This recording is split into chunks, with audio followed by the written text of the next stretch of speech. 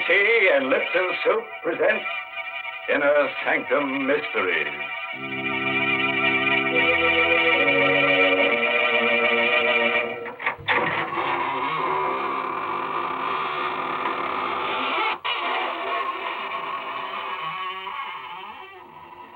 Good evening, friends. This is your host of the Inner Sanctum, welcoming you to another half hour of gore galore. Come in, won't you, and sit down. No, not there. You'll sit on Ezekiel. He wouldn't like that. Besides, you'd probably find him pretty cold. We've been keeping him on ice for about 6 months now. What? That noise? Oh, that's just his teeth chattering. No, not because he's cold, but because he's just finished going over tonight's story and, well, I guess you could call him a scared stiff. Goodness, is the story really going to be so scary? You mean that lots of people are going to be murdered? Yes, Mary, but don't worry. We're only killing people who've never been killed before. Well, I guess then that all the characters in the story will need plenty of ho suet. Ho suet? What's that? Chinese for Lipton tea? Well, you're half right. It's Chinese. Ho suet means good luck. And that's what it says in Chinese characters on the sterling silver medallion that the Lipton people are offering to the ladies. Yes, ladies, the medallion is a Chinese good luck charm. But more than that, it's a really lovely piece of jewelry. It's made of solid sterling silver, and it's hung on a narrow black rayon satin ribbon. That's the fashion this year, you know. Yes, this handsome medallion is the kind of jewelry you find at those smart shops on Fifth Avenue in New York. And to get it, all you have to do is to send 25 cents and a box top from a package of Lipton's, the tea with the brisk flavor, to Lipton Tea, Box 92. That's Box 92, New York City. All right, friends. Now get ready for a surprise. Tonight's story is called Death Across the Board. It's an original radio play by Robert Newman. And our star is that famous dramatic actor of stage and screen, Raymond Massey, who will play the role of John Strand. Do you like to play games? Your life, and even your soul on one throw of the dice or the turn of a card. Oh, you don't care for such high stakes, eh? Well, did it ever occur to you, by living, you're playing such a game, and that your opponent was death? Tonight, I'm going to tell you a story about a man who sat in death's place, playing with human lives, and of what happened to him. It is about 10 o'clock on a sultry summer evening, and Dr. John Strand is standing in front of the window of a pawn shop in the oldest part of the city. On a sudden impulse, he pushes open the door. Good evening, sir. Good evening. Is there anything I can do for you? No, thank you. If you don't mind, I'd just like to look around. By all means. I just thought if there was something in particular. Oh, I really didn't have anything special in mind. I just thought... Hello. Ah, my chess set. Yes, a very interesting set. And a very interesting game you're playing. My dear sir, you have no idea how interesting. Whose move? White's? Then White should win in 6 moves. That, sir, is very much open to question. Well, perhaps we can play sometime. And how much for this set? It's not for sale. Oh, too bad. Yes. However, if you're interested in chess and chessmen, I know of a set that I think might appeal to you. It's an Arabian set, 12th or 13th century ivory. The white pieces are Saracen warriors, and the black pieces are crusaders. Do you have it here? Unfortunately, no. It's not very far away. If you thought you'd like to see it. Well, if it's not too outrageously expensive, and you're sure it's no bother? My dear sir, don't give it another thought. I'll be most anxious for your reactions, even if you don't buy. The address is 23 Warren Place. It's down 2 blocks, and 1 to your right. Go up 1 flight and ask for Felix. Tell him that Rayfield sent you. 23 Vallon Place. Up one flight. Ask for Felix. I'll phone him and tell him to expect you. Your name is? Strand. Dr. John Strand. Very good, Dr. Strand. Somehow I have the feeling we shall see each other again. Perhaps we should even have the chance to play that game you mentioned before.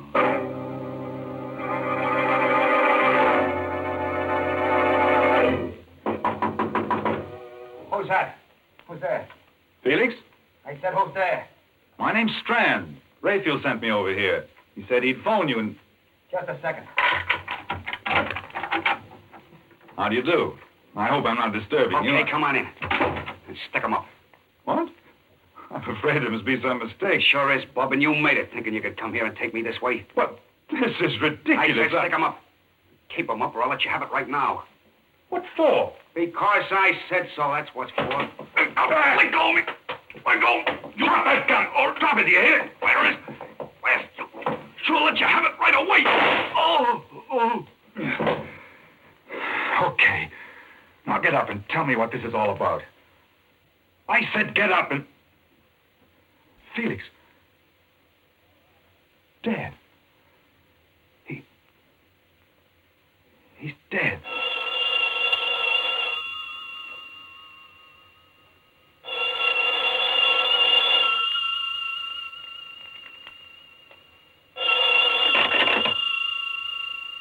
Hello? Felix? I'm sorry, but he can't come to the phone right now. Oh, Strand. Congratulations. What? Who is this? This is Rayfield. Now, do you think it's possible for White to win in 5 moves? What? What do you mean? You killed him, didn't you? Of course you did. Or you wouldn't be speaking to me now. May I suggest that you go through Felix's pockets, take out the most interesting thing you find there, and bring it to my shop? What? Hello! Hello! Rayfield! Go through his pockets. I've got to get to the bottom of this, find out what it's all about. A wallet.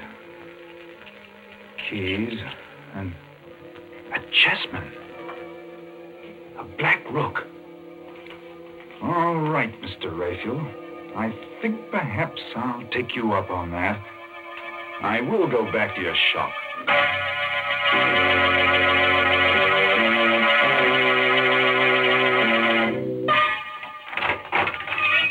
Good evening, sir. Can I help you? Yes. Where's Rayfield?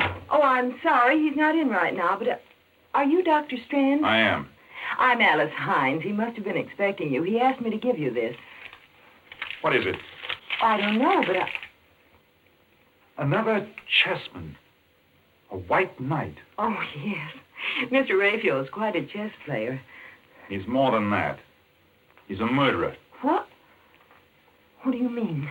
He sent me to see someone, a man named Felix, to look at a chess set. When I got there, he pulled a gun on me and...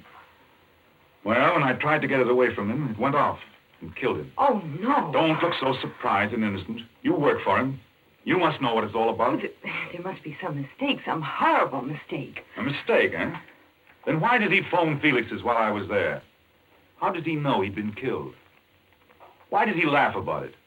Tell me to come here. Well, I don't know, but I can't believe that about him. I won't. No?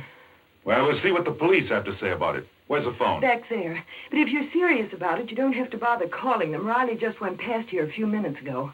There he is, up at the corner. Fine. That'll save some time. Officer! Oh, officer, would you... Good Lord. Someone shot him. That woman hiding behind that car there. The woman in black. She's coming in here. Don't just stand there. Get inside and shut the door. You shot Riley. You killed him. 6 months I've been trying to find out who got Ben. Now he can rest in peace. Where's Rayfield? Rayfield? He's the one that got the dope for me. Told me how to knock the cop off. Told me to come in here afterwards. Well, Mrs. Hines? Why are you looking so funny? Say, whose side are you on, anyway? Not ours, my dear.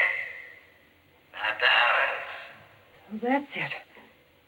I just took it for granted you were working for Rafe. Okay, get him up and keep him up. What'll I do with him, Raphael? Where are you, anyway? Oh, I'm around here someplace. As to what to do with them, I leave that to your discretion. After all, they are witnesses. Yeah, that's right. May I recommend the cellar? Right through that door there. It's secluded and quiet. Okay. Get moving. I repeat, Miss Hines. Well? It's fantastic. What are you going to do to us? You can't be that dumb, baby face. 6 months I've been wearing black for the only guy I ever loved. I finally get the guy that got him. You think I'm going to leave the two of you around to put the finger on me? You're going to kill us? You cannot. No.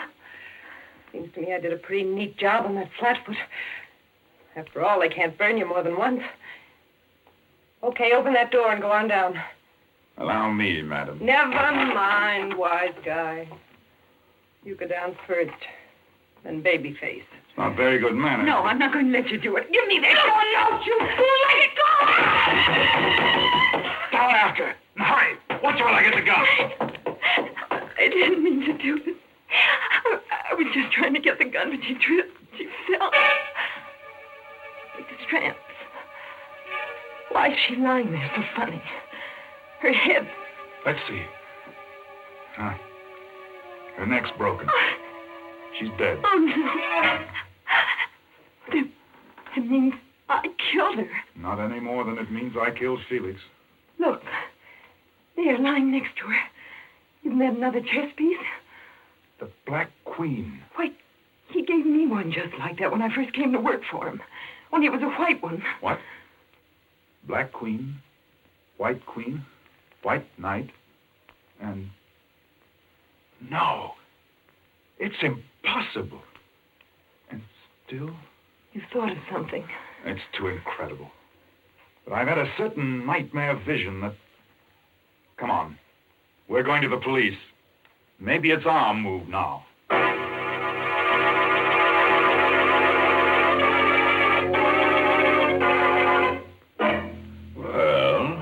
Live and learn. I always had an idea that I wouldn't like chess, that it was a pretty slow game. But here we've only been playing for about 15 minutes, and we've chalked up 3 corpses already. Yes, this kind of chess is just like a divorce. Why? What do you mean? Well, it's a good way to get rid of your wife. That is, if she's a stale mate. Well, I assure you, most men don't want to get rid of their wives. Is that so? Didn't you tell me that a man had written in to ask for that Lipton sterling silver medallion on the black ribbon? Yes. And didn't he say he wanted to put it around his wife's neck as a choker? Oh, dear, you don't understand. A choker is just one of the ways in which you can wear this medallion. Of course, you can also wear it as a necklace or...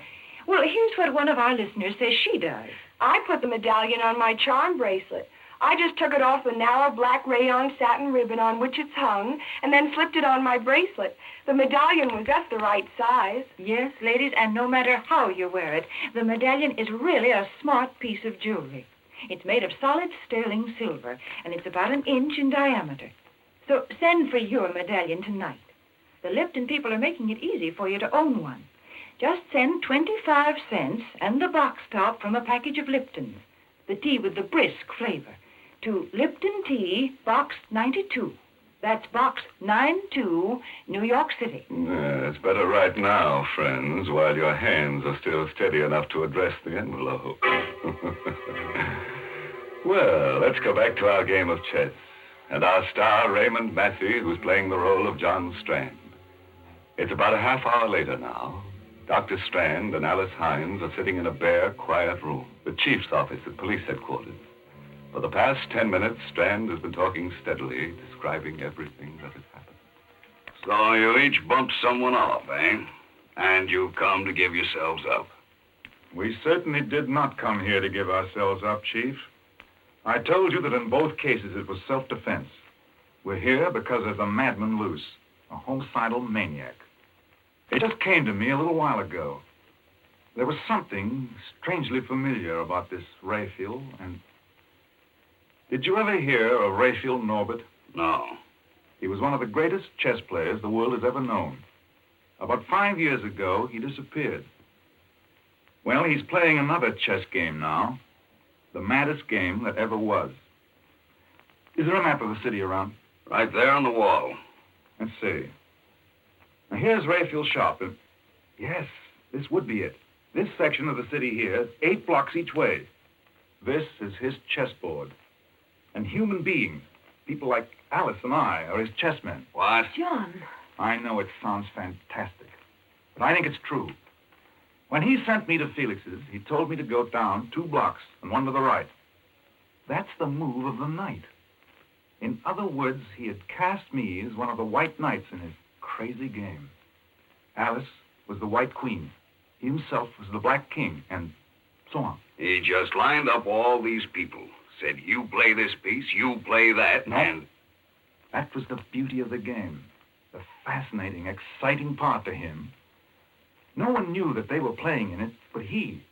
For instance, Felix didn't know that he was a black rook any more than I knew I was a white knight. But his black pieces were all criminals of some sort who wouldn't hesitate to kill. And it was by killing that one piece took another. You see, that was the ultimate refinement. The thing that made this the greatest game Norbert has ever played. He could plan a move, but he had no way of telling which piece would take which. For instance, I killed Felix instead of his killing me. In other words, he was not only playing his game against law and order, against society, but he was matching his brains against that of every piece in the game. Against law and order, eh? I got this in the mail a couple of weeks ago, without any letter or anything. How would it fit in with your theory? The White King. Of course.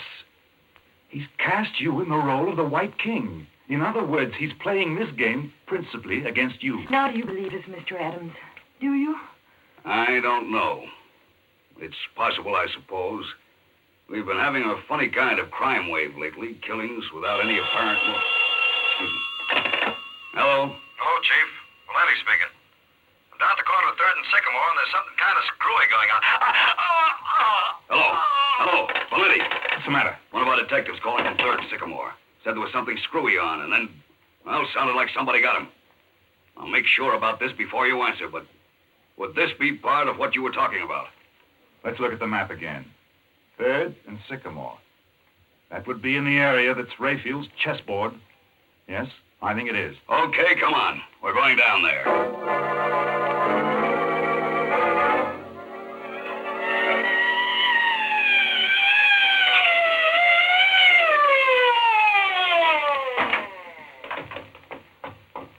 There he is, lying next to the call box. Dead. Stabbed. Look there, lying next to him. Another chess piece. A pawn. A white pawn. Of course. If you're the White King, then all your men would be pawns. Pawns, huh? They're the pieces that get pushed around, aren't they? Well, they're the ones that are usually sacrificed. 2 of my men, Riley and Valenti. Okay, Strand, you're a chess player. You think you can figure out what this Raphael character's going to do next? Tell me how I can meet him? I might. I only got a very quick look at the board, but if I can remember the location of the pieces... You mean he's actually got a board set up showing where all the pieces, everybody is? There's one set up on a little table right next to his desk. No one's allowed to touch it. That's the one. And it was because I noticed it, commented on it, that I got involved in this nightmare. I think I do remember the position of all the pieces that were left. But of course, some moves may have been made since I saw it last. Well, what are we fooling around for? Let's go to that shop and make sure.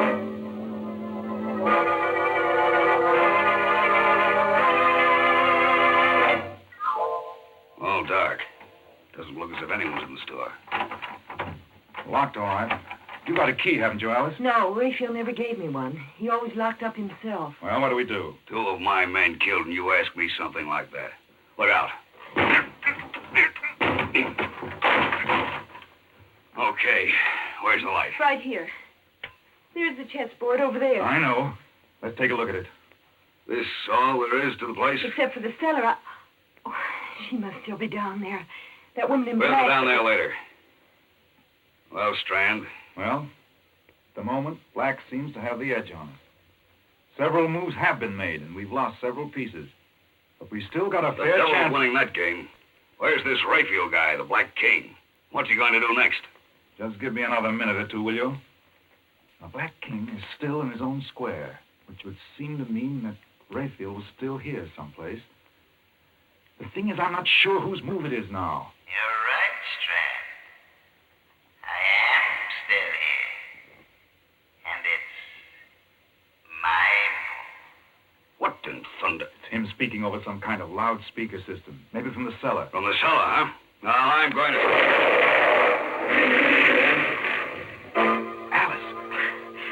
Alice, where are you? Over here. Are you all right? I think so.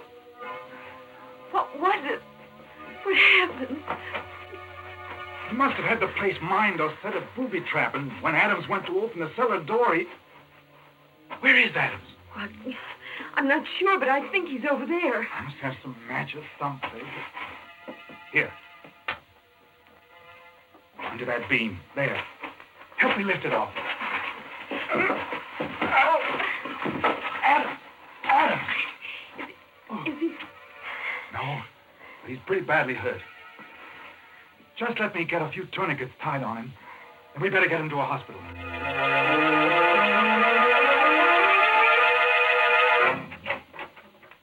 This way. The emergency ward's right in there. How do you know? Well, I ought to. I interned here. Funny. There's no one around. Well, let's put him right there, on the table. Gently. That's it. Hello? This is Dr. Strand speaking from the emergency ward. I've got a very severe accident case here. Is there anyone around who can take care of him? What about surgery? Crandall? Oh, fine. Will you ask him to get down here as soon as possible? Thanks. The chap I used to know is just finishing an operation. He'll be down in a few minutes. Will there still be time? Yes, I think so. We'll have to give him a transfusion once we get him patched up. I'll start scrubbing up myself in case Crandall needs a hand. Isn't there anything I can do? Just keep your eye on him, the tourniquets particularly. It'd be too bad if he lost any more blood. Right. He's still unconscious, but not... Oh, hello, Crandall. That was quick. Awfully glad you were here. It's a pretty serious case. Adams, the chief of police. An explosion. Oh? If we don't work fast, we may lose him. Shock. Possible concussion. Right axillary artery severed. I got a tourniquet on. I'll be finished scrubbing up in a minute. Give you a hand. Take your time. No hurry. I'll just What are you doing? removing the tourniquet. Wait, I'm not ready with the ligatures yet. Oh. You're not Crandall. You're Raphael. Right, Strand. Raphael Norbert. Dr. Crandall is still in surgery. Locked in, as a matter of fact. I put on this mask and gown not because I thought it would fool you. Because, well, somehow it just seemed appropriate. It can't be you. You were in the shop. No, Strand. You're thinking of my voice. It was coming over a loudspeaker system from next door. If you're thinking of my position on the board, you forget. I hadn't made my move yet. Raphael, I don't know why you've done all this, and I don't care why. But you've got to let us do something about Chief Adams. All that blood he's Yes, losing. Raphael, for heaven's sake. Don't move, either of you. When I have to shoot, I sincerely hope it won't be necessary.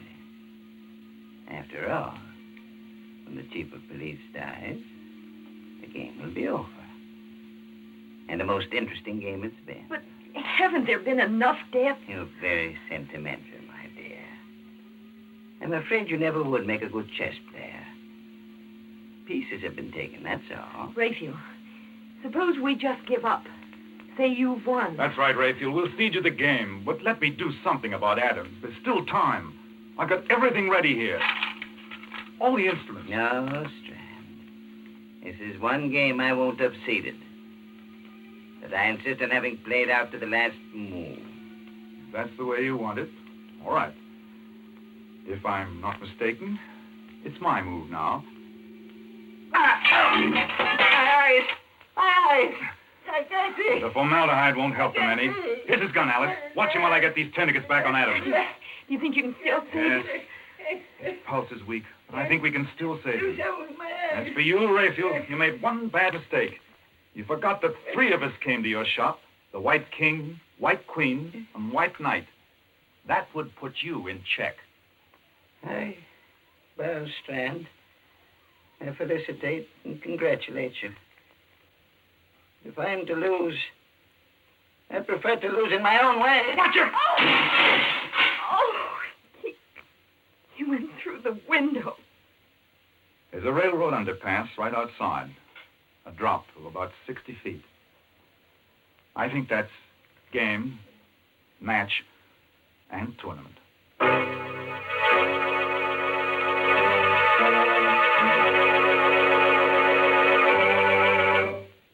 What? You mean the game's over already? Well, that's impossible. We've still got some characters left, at least 3 of them that haven't been killed off. We've been robbed, and I think we ought to call for a return match. Let's take a vote on it there. All those in favor? 1, 2, 3. That's funny. It came out just the way it did for our friend Raphael. The eyes got it. Heavens, let's not have another game of chess. Yes, Mary. Now do you see why they call the pieces chess men instead of women? Oh, this game's too rough for women. It certainly is rough.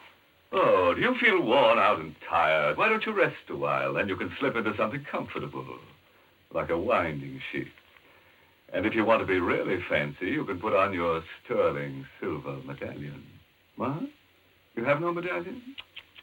Well, here's how you get one. Just send... Never mind. I'll tell them, thank you. Ladies, if you want to own a handsome sterling silver medallion, just send 25 cents and the box top from a package of Lipton, the tea with the brisk flavor, to Lipton Tea, Box 92, New York City.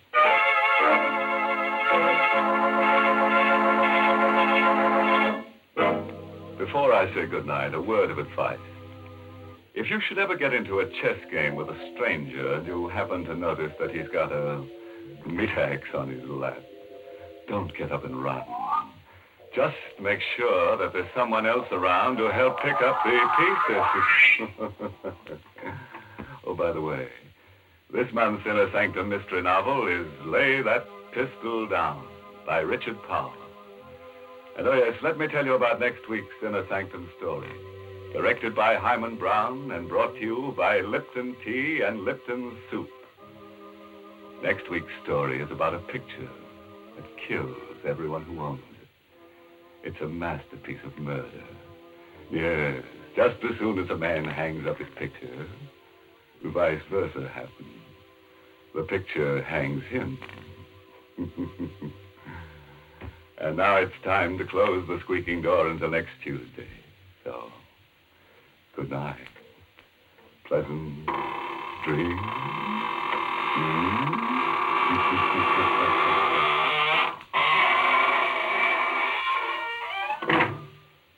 Folks, the next time you send a box of food to your boy overseas, be sure to include a package or 2 of Lipton's noodle soup mix. You see, Lipton's is just like a taste of home. Yes, it has the same homemade chickeny taste as the soup you make yourself, the soup your boy's always been so fond of. That's why it's such a thoughtful, welcome little gift to send Lipton. And as you know yourself, Lipton's noodle soup makes a grand snack. So remember, send a package or 2 to your boy. And remember to tune in next Tuesday night for another Inner Sanctum Mystery. This is CBS, the Columbia Broadcasting System.